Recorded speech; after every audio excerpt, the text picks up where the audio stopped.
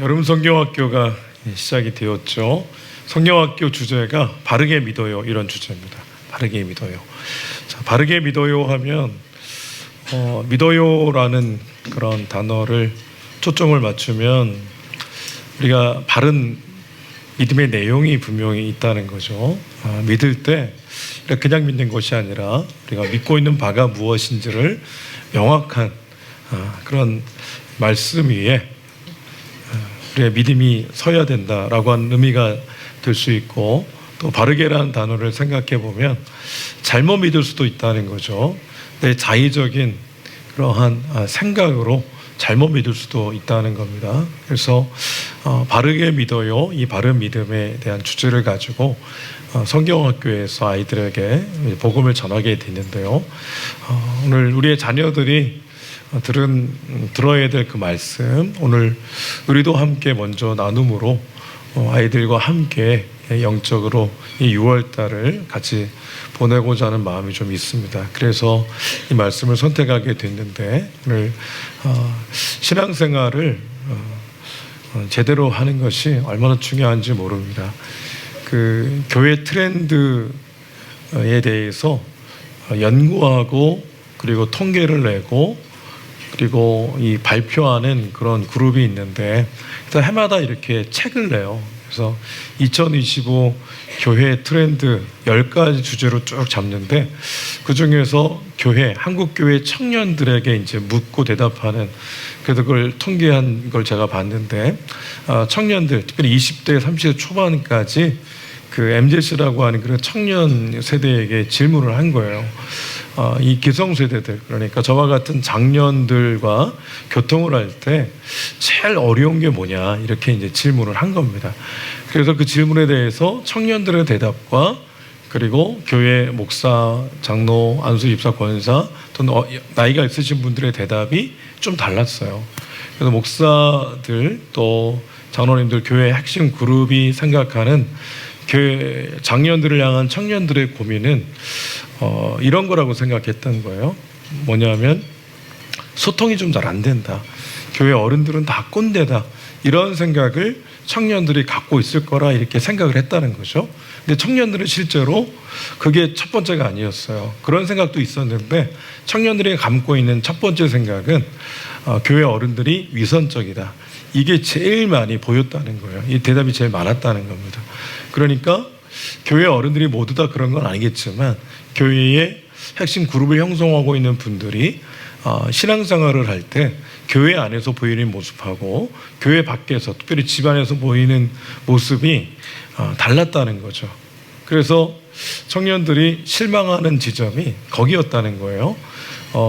목사님들이 생각할 때는 소통이 안 되는 것 때문에 청년들이 실망할 줄 알았는데, 청년들이 정말 실망하는 거는 소통이 이런 문제는 둘째 문제고, 첫 번째가 어른들은 왜 이렇게 신앙생활 하라고 얘기하고 있고 또 예수 믿는 분들이 저렇게 교회 밖에서는 세상적인 모습으로 그렇게 살아갈까, 이게 마치 인지 부조화처럼 괴리를 일으키며 청년들이 고민하게 만들고 교회를 떠나가는 아주 중요한 이유가 되었다고 하는 거죠. 왜 위선적일까요? 왜 위선적일까? 의도해서 위선적이진 않을 겁니다. 근데 바른 믿음, 결국 주일날 예배 때 하는 그 믿음과 주중에는 주일날 믿음으로 고백하는 그 고백대로 주중에는 대가를 지불하며 살아가야 되는데 그렇지 못한 거죠. 그러니까 주일에는 가장 신앙이 좋은 것 같은데 주중에는 왜 신앙이 없이 저렇게 예수 믿는 사람, 믿지 않는 사람과 똑같은 방법으로 더 세상적으로 저렇게 살아갈까? 이 청년들이, 특별히 MZ세대의 특징은 공정을 굉장히 중요하게 여기거든요. 공정하지 않으면 분노가 치밀어 오른답니다. 그러니까 교회의 어른들은 왜 저렇게 신앙생활을 할까? 그것 때문에 떠난다는 겁니다. 타당하다고 생각이 들어요. 그리고 그게 청년들의 현재의 모습이다, 이렇게 볼 수가 있겠는데, 바르게 믿는 것이 나와 하나님과의 관계에서뿐만 아니라 나와 형제와의 관계, 교회 안에서의 성도와 성도의 관계도 굉장한 영향을 미친다는 것을 볼 수가 있고, 또 예수 믿는 사람과 또 믿지 않는 사람이 관계에서도 바르게 믿는 예수 믿는 사람이 예수 믿지 않는 그에게도 미치는 영향이 전혀 다르다는 것을 우리가 확인해 볼 수가 있겠습니다. 저와 여러분에게 믿음이 있어요. 그렇다면 바른 믿음의 사람이 되길 위해 우리는 결단하고 나아가야 된다는 그런 말씀을 서두에 드리면서 오늘 믿음의 내용이 중요하고 그 믿음의 내용을 담고 있는 복음을 받은 자로서 믿는 자로 대가를 지불하며 제자로 걸어가는 것이 또 중요하죠. 오늘 우리가 살펴볼 것은 우리의 믿음의 내용입니다. 우리가 도대체 믿고 있는 바가 무엇인지를 오늘 살펴보려고 하는데요. 여러분이 이 자리에 계신 이유는 예수님을 믿기 때문입니다. 예수님을 믿는 이유는 뭡니까? 그 교회 트렌드, 2024 교회 트렌드에서 성도들에게 조사했어요. 연구했습니다. 통계를 냈는데 교회를 나오는 이유가 무엇이냐? 첫 번째 이유가 마음의 평화를 위해서 그랬습니다. 두 번째 이유가 구원을 위해서, 이렇게 대답을 했습니다. 구원을 위해서든 마음의 평화를 위해서든 어떤 루트든 교회에 다 오시잖아요. 하나님이 그렇게 불러서요, 다양한 루트로 다양한 이유로 교회를 부르십니다. 그리고 나서 믿음을 갖게 하시는데 우리가 어떻게 예수 그리스도를 주로 믿을 수 있을까? 고린도전서 12장 3절에 근거하면은 누구든지 성령이 아니고는 예수님을 주님이라고 고백할 수 없다, 이렇게 말씀하고 있어요. 그러니까 우리가 예수님을 주님으로 고백하는 이유는 성령께서 깨닫게 해주셨기 때문에 그래요. 성령께서 예수님을 주님으로 고백하게 하신 겁니다. 그래서 우리가 믿은 것 같지만 믿어진 겁니다. 내게 들려진 하나님의 말씀을 통해 예수님을 소개받은 우리가 그 말씀이 믿어진 거예요. 그래서 저와 여러분은 예수님을 믿는 자로 살아가는데 우리에게 믿음이 필요한 아주 중요한 이유가 있습니다. 저와 여러분이 성경에서 규정하기를 죄인이라 이렇게 규정하고 있어요. 로마서 3장 23절에 모든 사람이 죄를 범했대요. 하나님의 영광에 이르지 못한대요. 6장 23절에서는 죄의 대가는 사망이랍니다. 이 뜻은 뭐냐면 모든 사람이 태어날 때부터 죄인으로 태어났기 때문에 결국 죽음으로 대가를 지불해야 된다, 이런 뜻입니다. 그게 성경에서 규정하고 있는 저와 여러분의 그런 모습이라는 겁니다. 여기서 벗어날 수 있는 사람은 아무도 없어요. 다윗이 밧세바와의 관계 속에서 이 성적인 죄를 짓고 나서 잘 몰랐죠. 근데 나단 선지자를 통해 사람이 알려줬을 때 철저하게 회개하잖아요. 그리고 나서 쓴 시가 시편 52편이잖아요. 거기 말씀해 보게 되면 내가 죄악 중에 출생했다, 어머니가 죄악 가운데 나를 잉태했다, 이런 고백을 합니다. 그러니까 저와 여러분이 규정하고 있는 우리의 모습은, 성경이 규정하고 있는 우리의 모습은 죄인이라는 겁니다. 죄인이라는 거예요. 내가 아무리 부정해도 부정될 수가 없는 영역이죠. 거듭 말씀드리지만 죄성을 갖고 태어나요. 죄성을 갖고 태어나서 죄를 짓는 겁니다. 죄인으로 태어났기 때문에 죄를 짓는 거지, 태어날 때 선하게 태어나서 이 땅을 살다 보니 오염돼가지고 그렇게 죄를 짓는 게 결코 아니다 라고 말씀드릴 수가 있겠습니다. 만약에 교육을 통해서 도덕적으로 더 선해질 수 있고 그리고 더 온전한 사람, 의를 추구하는 사람을 만들 수 있을까? 배우면 배울수록 그 똑같은 죄를 지어도 더 교묘하게 짓습니다. 배움이 우리를 의롭게 하지 못합니다. 많이 배운 것이 우리를 의롭게 하지 못해요. 더 우리의 죄를 가리고 또 가리는 그런 데 지식을 사용하지, 지혜를 사용하지, 더 우리의 모습을, 영적인 민낯을 들여다보게 해주지는 않습니다. 결국 성령께서 우리로 하여금 내가 죄인임을 보게 하시는 거예요. 그래서 죄를 짓는, 죄성을 갖고 태어난 존재라는 것을 고백하게 되는 거죠. 그래서 저와 여러분에게는 뭐가 필요하냐면 죄의 문제가 해결되는 것이 필요합니다. 우리에게 왜 믿음이 필요할까? 죄의 문제가 해결되고, 그래서 죄 때문에 하나님과 우리의 사이의 관계가 깨졌는데 그 관계가 회복되는 그 길은 하나님이 열어놓으신 길은 예수님밖에 없기 때문에 그 주님을 향한 믿음을 통해서 하나님이 우리의 죄를 예수님이 대신 담당하셨다는 것을 믿을 때 나를 의롭게 여겨주시고 나를 의롭다고 인정해 주시는 이 은혜가 우리에게 있는 겁니다. 우리는 이 믿음으로 이 은혜를 받은 자입니다. 객관적인 진리가 어떻게 주관적인 진리가 될 수 있겠어요? 객관적인 사실이 어떻게 내 개인에게 적용될 수 있겠습니까? 그 과정은 믿음의 과정이 반드시 필요한다는 것을 알 수가 있는 겁니다. 자, 하나하나 자세히 좀 살펴볼게요. 창세기 2장 15절, 16절, 17절을 읽도록 하겠습니다. 자, 큰 목소리로 함께 읽겠습니다. 시작. 여호와 하나님이 그 사람을 이끌어 에덴 동산에 두어 그것을 경작하며 지키게 하시고 여호와 하나님이 그 사람에게 명하여 이르시되 동산 각종 나무의 열매는 네가 임의로 먹되 선악을 알게 하는 나무의 열매는 먹지 말라. 내가 먹는 날에는 반드시 죽으리라 하시니라. 아멘. 하나님이 명령하셨습니다. 아담을 만드시고 그리고 에덴을 먼저 만드시고 아담을 만드신 주님이 에덴 동산에 아담을 두셨어요. 그래서 살게 하셨습니다. 경작하게 하시고 지키게 하셨어요. 동산에 있는 모든 나무를 임의로 자유로 다 먹을 수 있도록 자유의지를 주셨습니다. 선택의 기회를 다 주신 거죠. 놀라운 복 아닙니까? 여러분, 선택할 수 없다고 하는 것은 지옥이죠. 주님이 에덴에 살고 있는 아담에게 모든 걸 선택할 수 있는 그런 자유의지를 주십니다. 근데 단 한 가지, 선악을 알게 하는 나무의 열매는 절대 먹지 말아라. 먹으면 반드시 죽는다 말씀하셨어요. 거기서 죽음의 의미는 뭐냐면 하나님과 관계가 완벽하게 끊어진다, 이런 뜻입니다. 사람이 비참하게 된다는 뜻은 하나님과의 관계가 끊어져서 어떤 공급도 이루어지지 않기 때문에 그 자체로 비참하게 된, 이게 바로 사람의 타락의 의미입니다. 타락이 도덕적으로 심각한 죄를 지었다, 이런 뜻이 아니고요. 하나님과의 관계가 끊어졌기 때문에 비참한 지경에 이르게 되었다, 이런 의미를 담고 있습니다. 그러니까 저와 여러분, 인류가 갖고 있는 이 태생적인 문제는 죄의 문제이고, 죄의 문제는 이 아담으로부터 시작이 되는데 하나님께서 명령을 내렸어요. 선악을 알게 하는 나무 열매, 줄여서 선악과를 먹지 말아라. 먹으면 반드시 죽는다. 하나님 나와의 관계는 끊어지는 거다. 여러분 사이의 관계가 왜 깨집니까? 신뢰가 깨지면 관계가 깨집니다. 하나님과 아담과의 신뢰가 깨지면 관계가 완전히 깨지는 거죠. 관계가 깨지면 뭐가 안 됩니까? 공급이 안 됩니다. 공급이 안 되면 단절되는, 그 공급이 안 되는 고립과 고독 가운데 있는 그 고통이 엄청나게 크겠죠. 지금 하나님께서 선악과를 먹지 말라는 명령을 내려줬는데, 그렇다면 하나님이 왜 선악과를 만들어 놓으셨을까? 여러 가지 것으로 말씀드릴 수 있겠지만 한 가지만 기억하시면 좋겠습니다.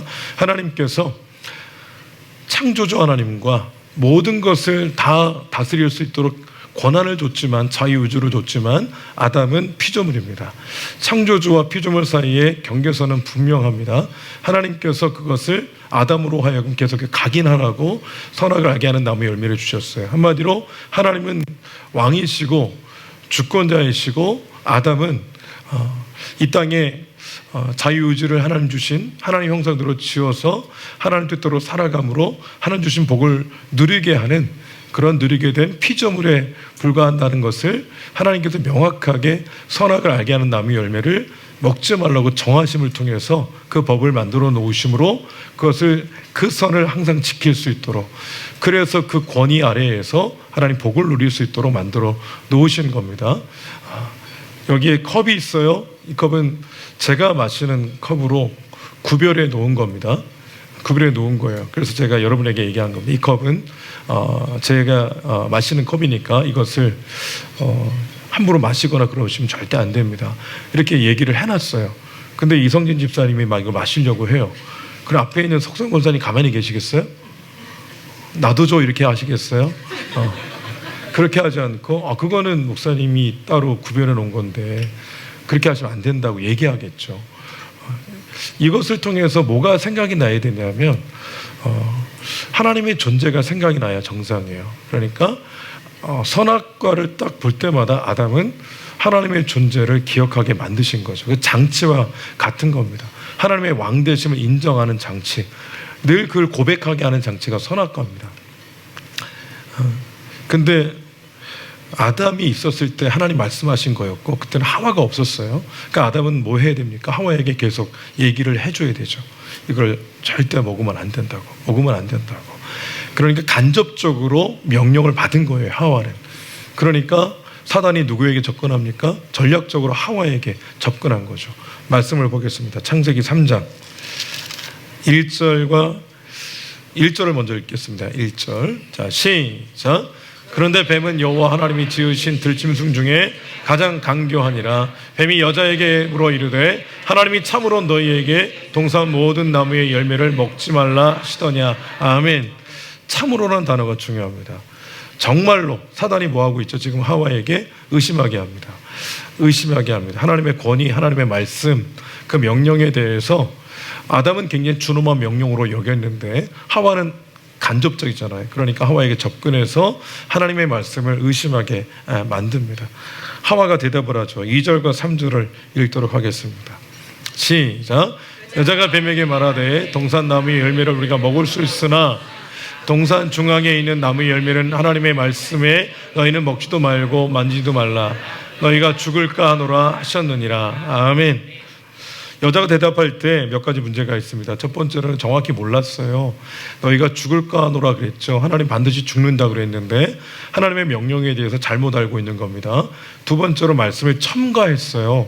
하나님은 먹지 말라 그랬습니다. 반드시 죽으니까.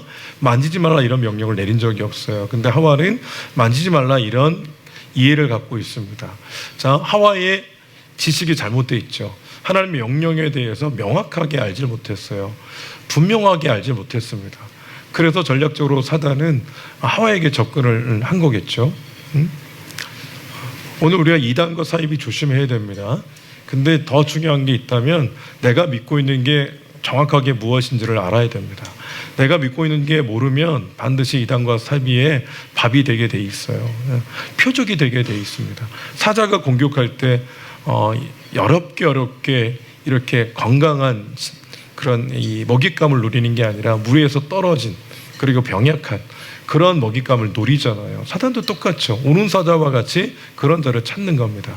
그러므로 여러분 개인적으로 말씀을 읽으셔야 됩니다. 묵상하셔야 되고 그리고 양육 받으셔야 됩니다. 그 안에서 우리는 계속 말씀을 근거로 한 정확한 믿음의 사람이 되어 가는 거거든요. 하와에게 문제는 잘 몰랐어요. 왜 만지도 말라 저런 지식이 생겼을까? 아무래도 계속해서 선악과를 보고 뭔가 만지작만지작 하지 않았을까? 그렇게 이제 추측하는 겁니다. 그래서 아담이 여보 거기는 가까이 가지도 말고 만지지도 말고 보지도 마. 그렇게 하지 않았을까 생각이 들어요. 어쨌든 하와는 이 사단의 속삭임에 가볍게 넘어갑니다. 4절과 5절을 읽도록 하겠습니다. 자, 시작. 뱀이 여자에게 이르되 너희가 결코 죽지 아니하리라. 너희가 그것을 먹는 날에는 너희 눈이 밝아져 하나님과 같이 되어 선악을 알 줄 하나님이 아심이니라. 아멘. 정확하게 모르고 있는 하와를 한 번에 넘어뜨립니다. 정반대의 이야기를 하죠. 하나님이 선악을 알 줄 아시고 혹시라도 하나님과 같이 될까 두려워서 하나님이 좁은 마음으로 너희들로 하여금 선악을 알게 하는 나무 열매를 먹지 못하게 한 거다. 반드시 죽지 않는다. 이렇게 정반대의 이야기를 합니다. 여러분 누군가 여기 나타나서 큰 소리로 하나님은 죽었다 이렇게 누가 한번 외쳐보십시오. 그러면 우리가 알고 있는 거랑 전혀 다른 이야기를 하면 사람은 관심 갖게 돼 있어요. 특별히 분명하게 깨닫지 못하는 사람들은 그것에 관심을 갖게 돼 있어요. 내가 믿고 있는 바를 정확히 모르는 분들은 관심 갖게 돼 있거든요. 지금 정확히 모르고 있는 하와에게 정반대의 이야기를 합니다. 하와가 그 얘기를 듣자마자 보는 관점이 완전히 달라지죠. 그래서 6절을 한번 읽어보겠습니다. 6절 읽겠습니다. 여자가 시작.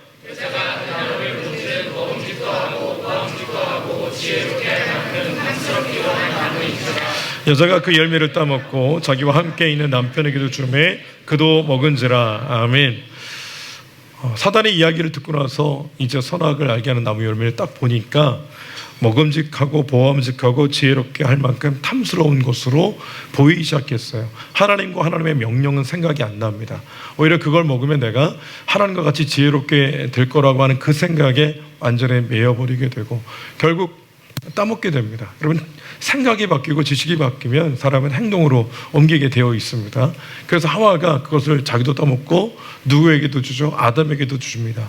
아담이 먹은 이유는 하와가 먹었는데 전혀 증상이 나타나지 않는 걸 확인하고 아담이 먹은 거였어요. 제가 보기에는 아담이 먹습니다. 그들이 눈이 밝아져서 벌거벗은 걸 알았어요. 그 이전에도 벌거벗었지만 눈이 밝아져서 벌거벗은 것이 보였습니다. 죄가 세상에 들어온 결과로 그랬습니다. 그래서 우리가 수치심을 느끼죠. 하나님이 그들을 찾아갔어요. 근데 하나님이 오신 소리를 알고 그들이 숨었습니다. 왜 숨었을까요? 죄 지었기 때문에 그래요. 우리 사람이 죄를 지으면 죄를 지은 상대방과 만나는 게 두려워집니다. 피하고 싶어요. 하나님께 죄를 지으면 하나님 만나고 싶지 않죠. 그리고 가정에서 아이가 부모에게 잘못하면, 죄를 지으면 부모와 함께 있고 싶지 않아요. 그냥 밖에서 돌아다니다가 부모가 잠들었을 때쯤 들어가서 자기 몰래 들어가죠. 아침에 일찍 일어나고. 왜 그러냐면 죄 지었기 때문에 그래요. 사람이 하나님을 자꾸만 피하는 이유는 다른 데 있잖아요. 죄성이 있기 때문에 그래요. 최초의 에덴 동산에서 아담과 하와가 그 죄를 짓고 나서 죄가 세상에 들어와서 죄인인 사람은 하나님을 보기가 너무 두려운 겁니다. 자, 이게 사람의 본질적인 문제고, 이게 해결이 안 되면 하나님과의 관계가 회복되기 어려워요. 이 죄 때문에 아담과 하와가 에덴에서 쫓겨납니다. 에덴에서 경작하고 지키며 거기서 임의로 먹을 수 있는 그런 자유주를 가지고 풍족한 삶, 그런 삶을 살게 된 그 권리를 다 빼앗겨 버리죠. 쫓겨납니다. 형벌을 받습니다. 그 한계 속에서 계속해서 아담의 후손들은 지금도 살아가고 있는 겁니다. 그렇다면 이 죄의 문제가 해결되는 것이 하나님과의 관계가 회복되는 길이라면 그게 곧 구원입니다. 구원이라는 건 다른 것이 아니라 죄 때문에 깨진 하나님과의 관계가 회복되는 게 구원인 거예요. 그런데 구원의 첫 출발은 죄의 문제가 해결되는 겁니다. 근데 사람이 노력으로 해결할 수 없는 거예요. 왜냐하면 공부해서 의로워지지 않기 때문에, 노력해서 죄의 문제가 해결이 안 되는 겁니다. 그래서 하나님께서 길을 여신 거죠. 자, 요한일서 4장을 보겠습니다. 요한일서 4장 8절, 9절, 10절을 읽도록 하겠습니다. 자, 읽겠습니다. 시작. 사랑하지 아니하는 자는 하나님을 알지 못하나니 이는 하나님은 사랑이심이라. 9절. 하나님의 사랑이 우리에게 이렇게 나타난 바 되었으니 하나님이 자기의 독생자를 세상에 보내심은 그로 말미암아 우리를 살리려 하심이라. 사랑은 여기 있으니 우리가 하나님을 사랑한 것이 아니요 하나님이 우리를 사랑하사 우리 죄를 속하기 위하여 화목제물로 그 아들을 보내셨음이라. 아멘. 사람이 노력으로 죄의 문제를 해결할 수 없는 거 하나님 잘 아시죠? 하나님이 먼저 길을 내신 거예요. 하나님이 먼저 손을 내미신 겁니다. 그게 바로 예수 그리스도인 거예요. 하나님의 아들, 우리는 성자 하나님 그렇게 불러요.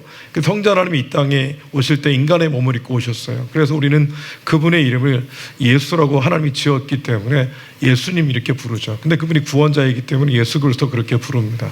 예수 그리스도께서 십자가에서 죽으심으로 죄의 대가를 지불해 주셨어요. 10절 말씀을 자세히 보시게 되면 우리 죄를 속하기 위해, 죄를 속한다는 얘기는 죄의 대가를 지불한다. 그래서 그에게 자유를 주다, 이런 의미가 있어요. 화목제물로 그 아들을 이 땅 가운데 보내셨다는 거예요. 하나님이 그 선택을 하신 거예요. 그러니까 하나님의 의지가 담긴 겁니다. 하나님이 선택하셨고 하나님의 의지를 가지시고 하나님이 이 죄를 속하는 길, 그리고 죄의 문제가 해결되는 그 길을 하나님 직접 열으신 것, 그게 바로 예수 그리스도인 겁니다. 여러분, 그러므로 구원자는 반드시 하나님이어야 되고 구원자는 반드시 피를 흘려야 되는 이 공통부모를 갖고 계신 분이 예수 그리스도이기 때문에 예수 그리스도만 우리의 유일한 구원자인 줄로 믿습니다.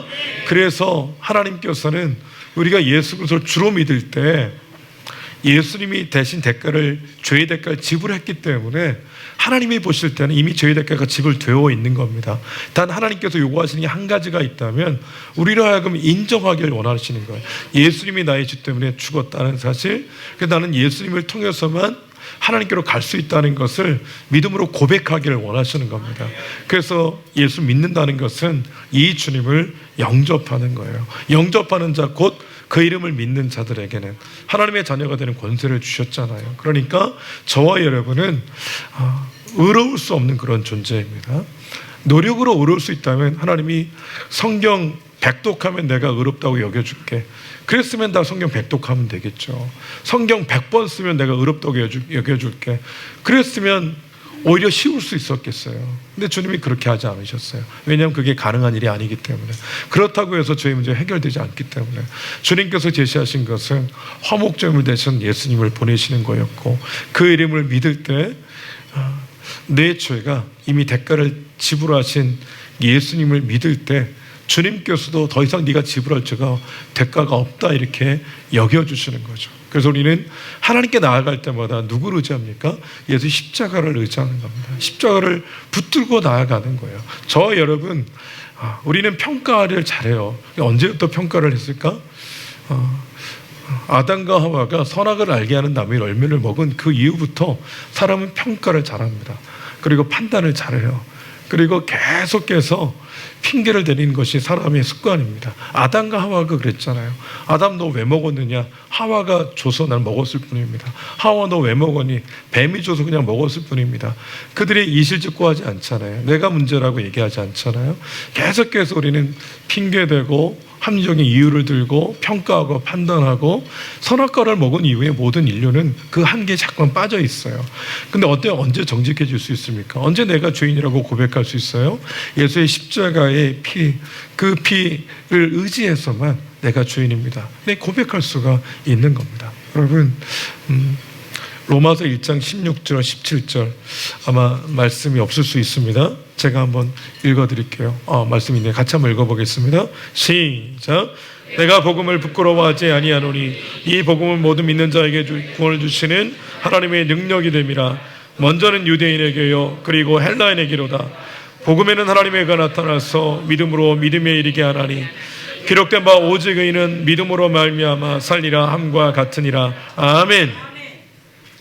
복음은 유앙겔리온 이렇게 헬라어로 부릅니다. 로마 황제가 등극하는 게 복음이었어요. 황제의 아들 태어나는 게 복음이었습니다. 당시에는 전쟁에서 승리한 게 그 소식이 복음이었어요. 근데 로마 시민들한테는 복음이지만 로마의 속국 그리고 이방인들에게는 절대 복음이 아닌 거예요. 그건 저주인 겁니다. 지금도 힘든데 더 악독한 황제가 등장한 그 소식이 어떻게 복음일 수 있겠어요? 그러니까 사도 바울은 이 복음, 진짜 복된 소식이 무엇인지 로마의 압제 가운데 있는 당시의 그리스도인들에게 진정한 복음이 무엇인지를 지금 알려주고 있는 겁니다.